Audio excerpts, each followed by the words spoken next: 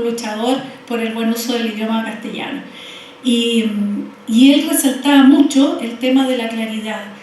Ser claro es el mejor servicio que uno le hace a los lectores, auditores, telespectadores, porque lo que queremos es transmitir algo. Si nosotros tratamos de ponerle palabras más o frases más enrevesadas para parecer más cultos, para parecer que tenemos más, eso estamos atentando contra el ejercicio del periodismo, que es la claridad. Nosotros somos transmisores de realidad. Tenemos que hacer que lo que nosotros comprendimos lo pongamos a disposición de nuestro público, de la gente que nos está viendo, nos está leyendo. Y la claridad es el valor esencial. Así que, bueno, eso, y te dejo. Adelante, Paula. Bueno, antes que todo quisiera agradecer la invitación. Me siento muy honrada de estar en este panel.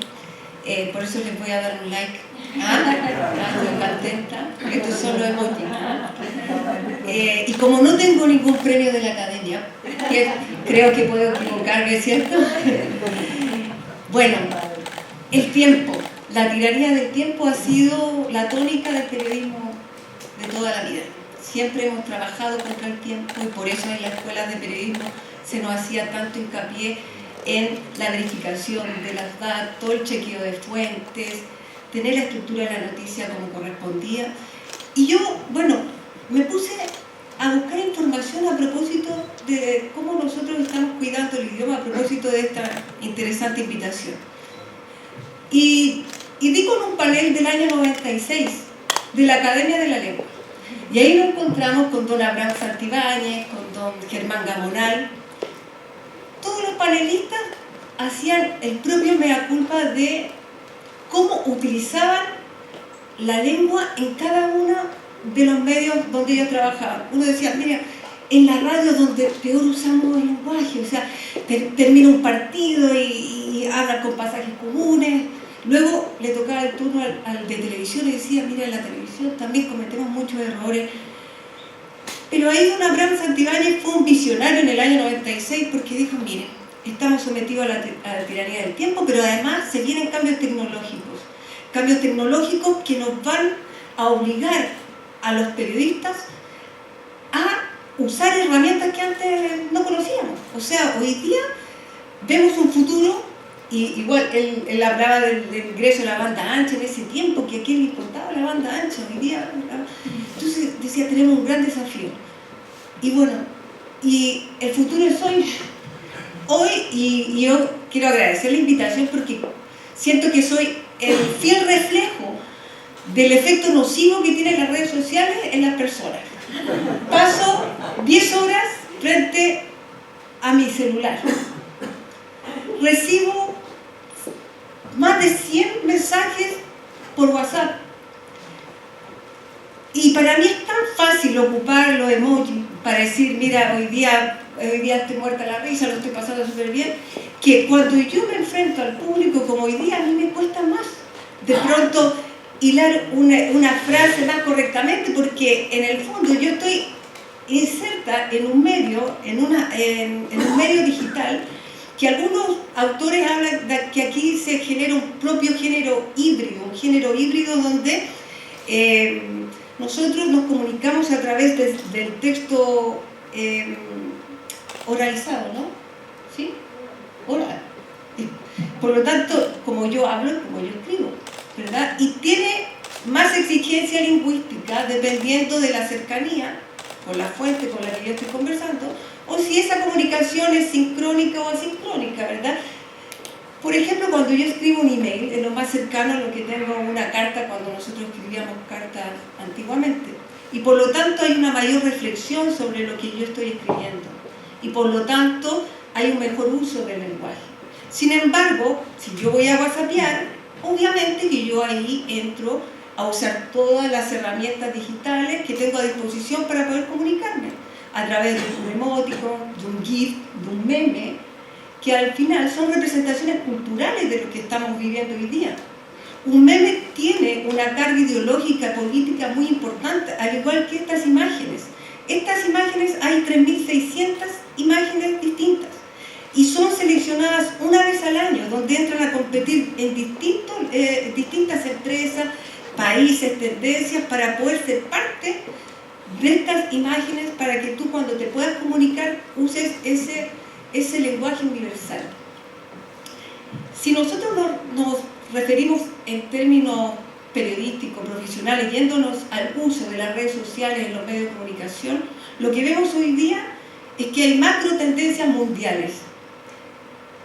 No hay tiempo, la gente está infoxicada porque recibe muchos mensajes al día y por lo tanto hay un desafío para comunicar de manera creativa, porque si no el usuario no va a acceder a esa información.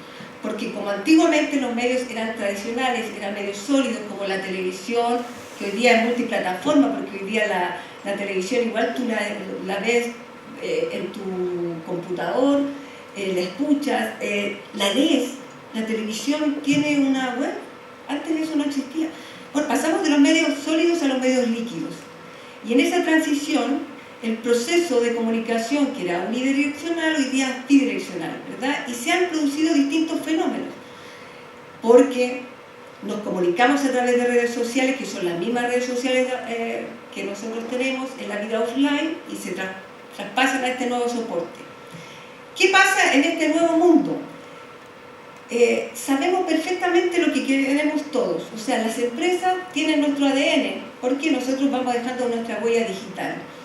Por lo tanto, nos mandan mensajes a la medida de nuestro mundo, de lo que nosotros queremos. Por lo tanto, hoy día los medios de comunicación no necesariamente tienen que hacer una encuesta para ver los contenidos a lo mejor que pueden usar en la prensa escrita, sino que vamos dejando nuestra huella digital ahí y saben a qué hora nos conectamos, qué queremos y todo eso. ¿Por qué yo explico todo esto? Porque antiguamente, cuando uno trabajaba en un medio de comunicación tradicional, las exigencias en la forma de cómo uno comunicaba tenían que ver también con cuadrar un titular, con una bajada perfecta, ¿verdad? Porque había una economía del lenguaje también, porque si no teníamos que reducir la mayor cantidad de palabras, porque si no eso genera un costo y al final la noticia también pirámide invertida. Bueno, hoy día los medios de comunicación en la red apuntan a que esa economía del lenguaje y esa simplificación sea lo más pequeña posible. O sea, si partimos con 140 caracteres en el Twitter, hoy día son 280 y no hay más. Entonces, ¿qué pasa? La gente todos los días, la verdad que lee, bueno, aprovechando de recoger lo que dice Matilde, 1 de cada 3 personas en Chile lee, pero lee por obligación, además. Entonces es bien dramático lo que ocurre aquí. Entonces se producen distintos fenómenos. Tenemos un usuario que está infoxicado, por lo tanto no lee y solo va a leer aquello que le interesa y lo va a buscar, porque ya no es la publicidad por insistencia que te llegaba aquí en la radio, sino que tú vas a buscar ese mensaje. Y además las multiplataformas te permiten una comunicación transmedia, donde en el centro está el usuario. Por lo tanto, todo este sistema, este ecosistema de medios, de distintas plataformas, lo que quieren es tratar de atraparte y crear contenido lo suficientemente atractivo para que tú le hagas clic. Por lo tanto, nosotros estamos sometidos al clic, que no necesariamente es una información correctamente escrita. Muchas veces puede ser un contenido que se disfraza de noticia para que tú pinches, que son otros fenómenos que tienen más que ver con el contenido que con la forma, que también impacta en el uso. Y en este sentido, en el fondo, nosotros utilizamos y maltratamos el idioma, lamentablemente, porque al final utilizamos abreviaciones, acortamos palabras, repetimos algunas letras, porque todo es parte de este nuevo lenguaje. Hay algunos que dicen que se llama un ciberlenguaje, que es una revolución lingüística. Ahora, podríamos ponernos en una posición de apocalípticos, que encontramos que esto es lo peor que nos puede ocurrir, que estamos maltratando nuestra lengua, o podemos ponernos con una visión un poco más optimista y podemos concluir que esto puede ser que enriquezca el lenguaje en nuestro idioma. Esto es un lenguaje universal.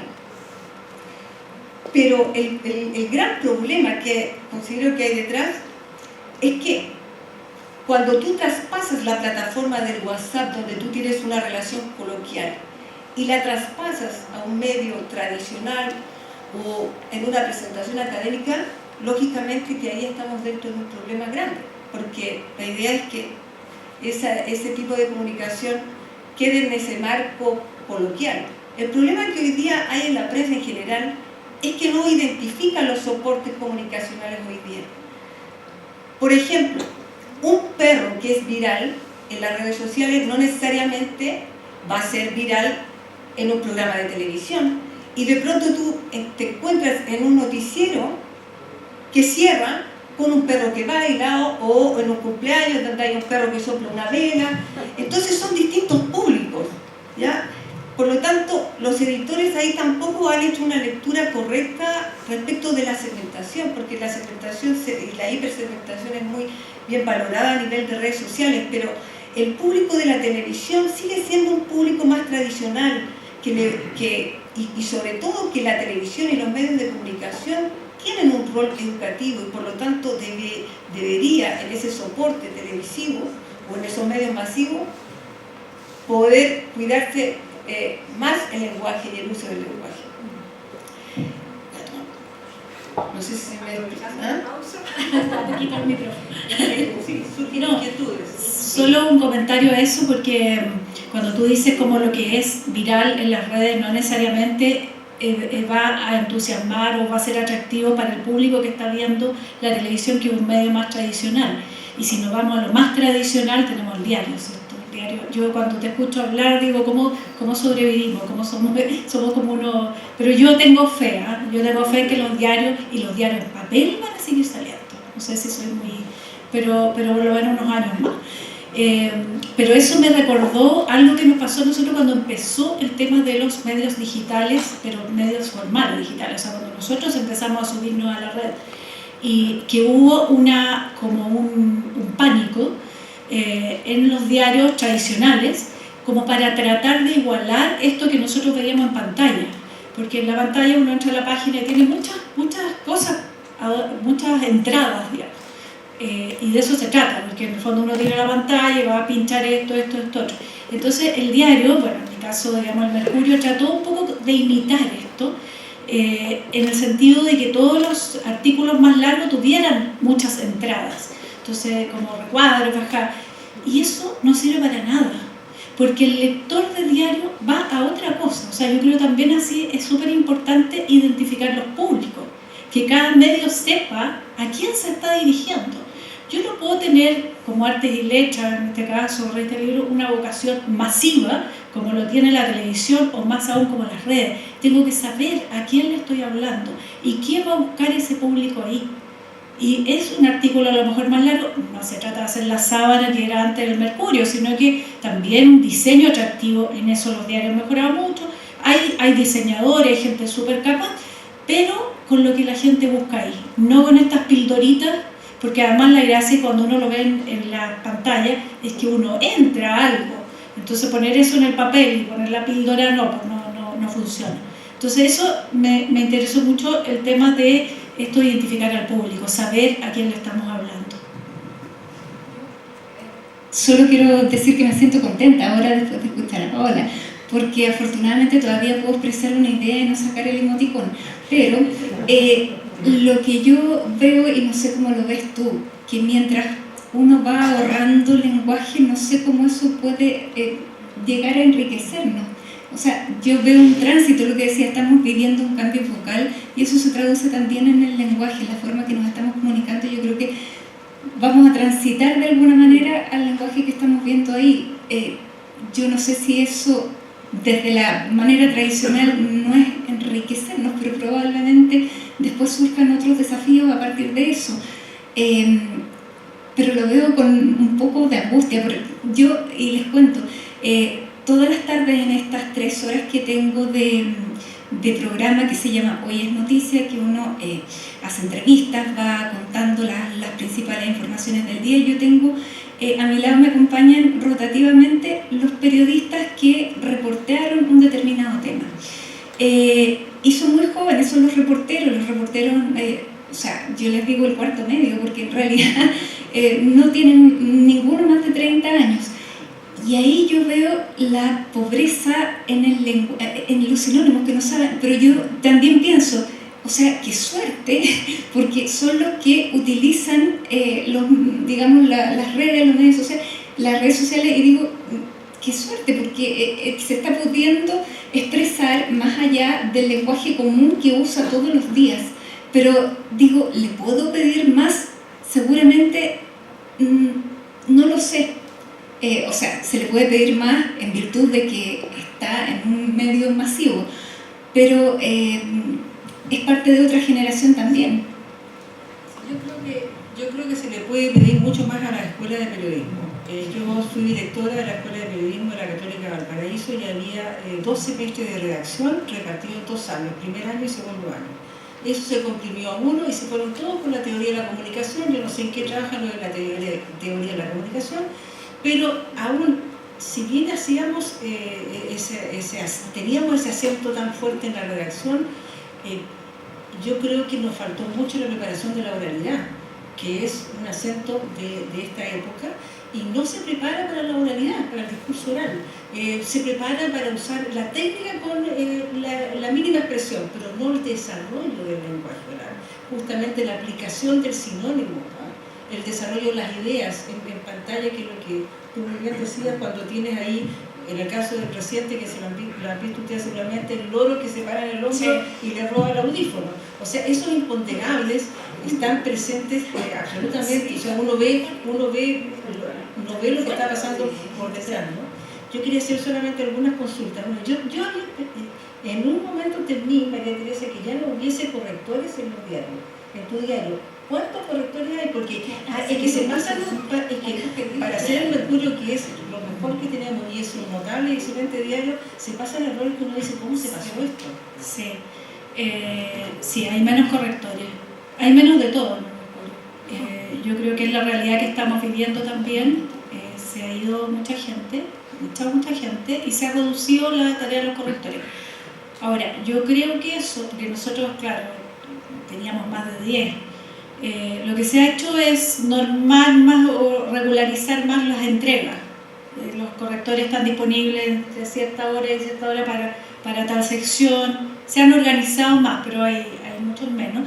Y también eso le entrega una responsabilidad a los propios periodistas, a los editores, para qué decir. Yo me acuerdo que hace muchos años yo hacía clase, una alumna me escribía con mucha falta de ortografía y no ponía acento. Y yo bajaba la nota, bajaba medio punto por falta de ortografía y por los acentos. Y me dijo, pero es que eso no tiene ningún sentido. Entonces le dije, ¿cómo no tiene sentido? No, me dijo, porque siempre va a haber un editor y un corrector.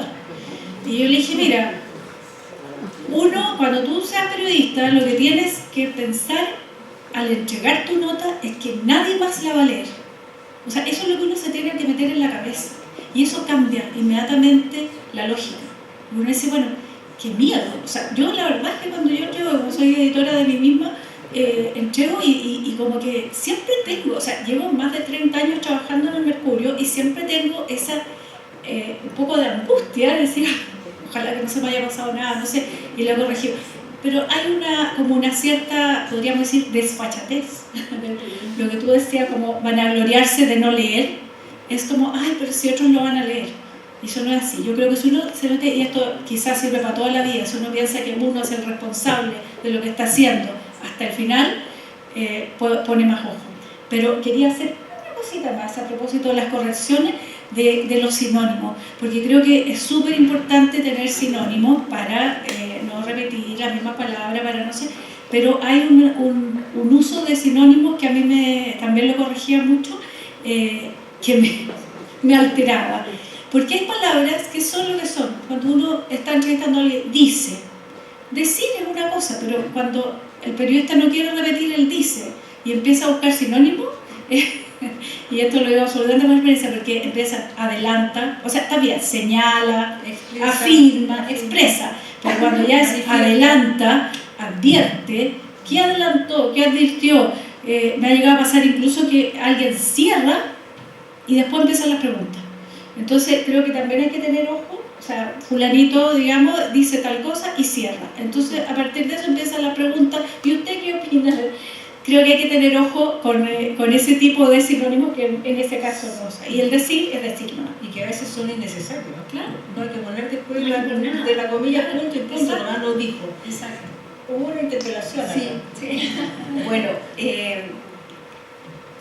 yo creo que yo estoy en una posición que de verdad siempre me he dedicado al área de la comunicación digital, pero eso que sea fans de las gráficas y todo no significa en realidad que esté de acuerdo con el impacto negativo que ha generado esta revolución digital. Soy, creo, de la más crítica en el sentido más amplio de la palabra, porque a mí también me toca hacer clases y ha sido realmente muy impactante darse cuenta que los alumnos se comunican mejor a través de sus redes sociales, del WhatsApp, que en la presencial. No se comunican. La vuelta, el regreso de la pandemia, este año, por ejemplo, en las aulas los alumnos no se miraban, no se saludaban, no hay análisis crítico, no hay profundidad, no solamente buen uso del lenguaje, falta capacidad crítica. Es realmente preocupante, porque no tienen vocabulario tampoco, hablan listo, así, listo, y se acabó. Entonces realmente es muy preocupante lo que pasa en la universidad y yo no sé qué vamos a hacer. De verdad, yo creo que es muy importante lo que ha ocurrido hoy día aquí con esta invitación, porque la lengua hay que gobernarla, y para eso la academia es muy importante, pero también es importante el sistema educativo, y es importante también los medios de comunicación, porque la academia puede ser que tenga un rol presencial o no, puede ser que no esté muy presente quizás entre la mayoría o masivamente, ¿cierto? Simplemente se acercan más las personas que quieren proteger el uso de la lengua, pero en general no es algo masivo. La educación tiene un límite, los alumnos llegan hasta cuarto medio, después se preparan en la universidad y se acabó. Pero los medios de comunicación prevalecen toda tu vida, desde que naces hasta que mueres.